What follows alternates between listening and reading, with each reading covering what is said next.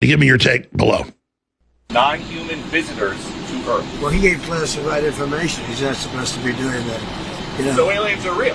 Well, I don't know if they're real or not. I can tell you he gave classified information. He's not supposed to be doing that.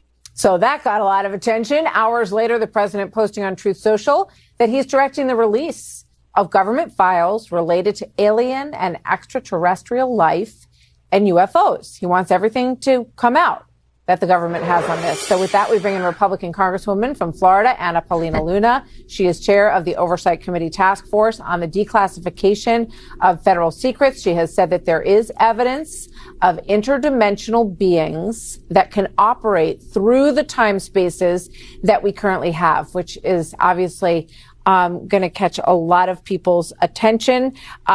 Anna Paulina Luna, thank you very much, Congressman. It's good to have you with us today. I want to go back to that. You told Joe Rogan in a podcast in August when you were discussing all of this that you have viewed evidence of interdimensional beings here on Earth and that they operate through the time spaces that we currently have. Can you explain what you mean by that? Yeah, I think that a good example would be some of the photo visual evidence that we've seen directly in some of these classified briefings that will now be made public. One of the famously now, infamous videos that we showed in one of our hearings was actually a video that was dead dropped to Eric Burleson, who's a member of Congress, from within the Department of War. And it shows a UAP, an unidentified aerial phenomena, deflecting a Hellfire missile.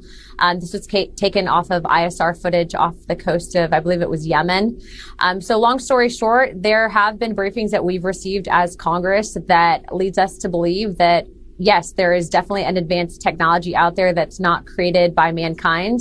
And yes, of course, we've seen other evidence where it could potentially be UAPs, and then we later find out that there's drones. But there is a certain amount of evidence that we simply can't explain.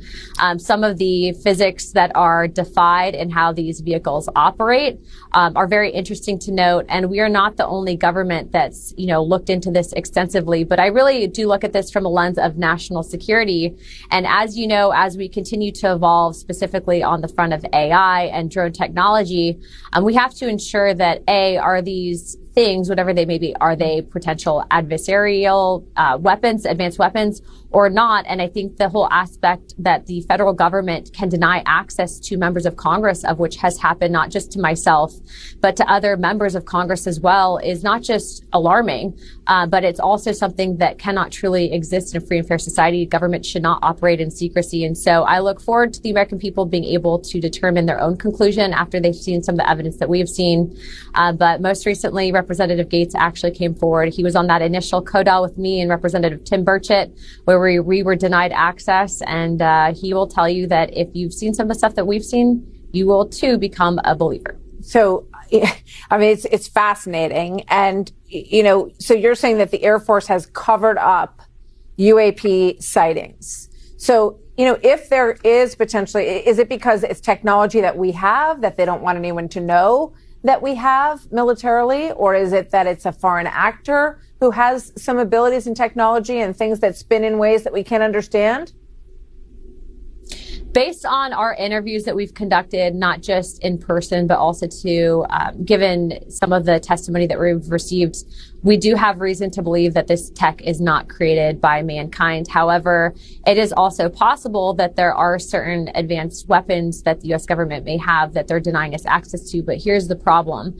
When you have unelected bureaucrats denying access to members of government that are supposed to oversee and write the checks for that federal spending, and then we're also getting reports that there are people being threatened, whether it be physically, whether there have been, interesting deaths associated with people that have been coming forward as whistleblowers, which has been brought up in some of the testimony that we've received, not just myself, but you saw recently there was a movie that came out, The Age of Disclosure, where this is also referenced now by the Secretary of State, Marco Rubio.